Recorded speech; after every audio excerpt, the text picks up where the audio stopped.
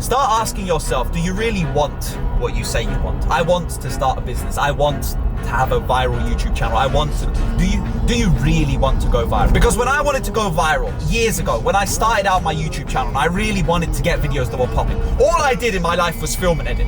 That's all my film edit. I just put up a camera and I just filmed myself. And I didn't want to, by the way. This is a very, very common misconception. People think that people who succeed don't struggle with things like fear of failure, self-doubt, fear of other people's opinions, fear of making mistakes, public embarrassment, shame, all that kind of stuff. They think that people who succeed are people who have something now never dealt with that. No, I dealt with that. I had all of that, but I just filmed anyway. You just do it anyway. You just put the camera up and you start filming yourself. You want to start a business? Make a company now. Go on the government website, make a company now. What's stopping you creating a limited company right now? I mean, from a business and time management perspective, it's not the smartest thing you can do. But no beginner from scratch does things the smartest, most optimum, perfected way. So just, you could just open an Instagram page now.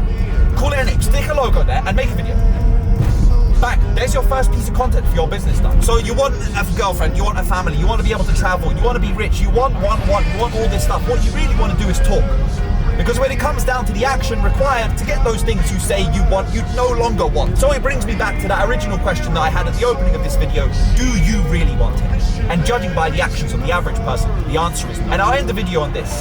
Careful with telling yourself something and then doing something else. That's the best way you can ruin your own self-confidence. Because you're telling yourself you're going to do something. You're telling yourself you want it, but your subconscious knows you're not going to do the action for that thing. So you're actually taking yourself for an idiot. So do you really want it? And if you don't, just be honest with yourself. I'm not prepared to take the action required of me to get these things. I'm not going to say I want it because I don't. When I wanted the nice car, I set my mind on the things I needed to do to get a nice car, and I did those things. And this is why I'm a confident person, and I don't give a damn what people think anymore, because I only ever said things I knew I was going to go and do.